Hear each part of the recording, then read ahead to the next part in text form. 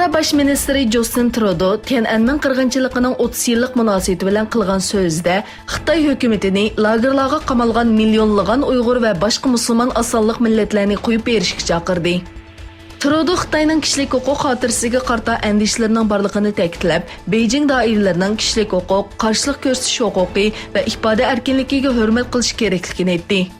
Şunun bilan birga Kanada Tashqi ishlar ministri Ferlan Xitoyning qamab qo'yilgan, o'ltirgan va g'oyib bo'lgan Uyg'urlarning oqibati haqida sukutni buzish kerakligini bildirdi. İstanbuldagi Uyg'urlar roziyatning kollektiv shaklda tabrikladi. Sharqiy Turkiston tashkilotlar birligining o'rinlashtirishi bilan İstanbuldagi Uyg'urlar keng ko'lamli yetliq faoliyat o'tkazdi. Faoliyatga ommaviy tashkilotlar vakillari, oila va jamoat arboblar qatnashdi. Faoliyatda bolalar turli nomerlarni o'rildi. Chilishish qatorliq faoliyatlar o'tkazildi. Shuning bilan bir vaqtda Qaysariyada yetilish uchun jam bo'lgan Uyg'urlar Turkiya radio televiziyasiga Sharqiy Turkiston masalasini tanishtirdi. Xitoy davlat raisi Xi Jinping Rossiya prezidenti Putin bilan ko'rishdi. Putin ikki davlat tijoratida o'zlarining pullarini ishlatishini taraqqiy qildirish niyati borligini bildirdi. Xi Jinping bo'lsa ikki davlat orasidagi barliq sohalarda hamkorlikning unumli shaklda taraqqiy qilayotganligidan mamnun ekanligini bildirdi.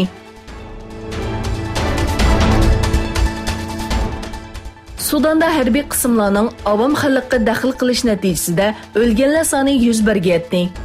O'qituvchi guruhlar harbiy doiralarning ko'rishish taklifini rad qildi.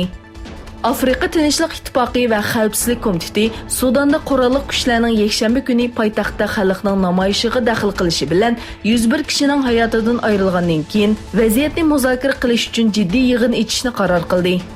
Mazkur davlatda 2018-yil 19 dekabr iqtisodiy krizis sababli boshlangan namoyishlar keyincha hukumatga qarshi harakatga aylandi. Bu yil 11 aprel armiya hukumatni tortib olgandan keyin 30 yillik Umar al-Bashir davri oxirlashdi. Germaniya bankasining Venezuelaning oltinlarini musodir qilganligi bildirildi.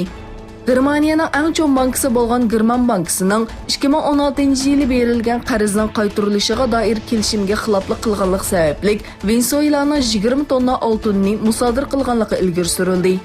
Bloombergga so'z qilgan doiralarning bildirishicha, Venezuela 2016-yili Germaniya bilan 750 million dollarlik qarz kelishimi tuzganda 20 tonna oltin go'riga qo'ygan.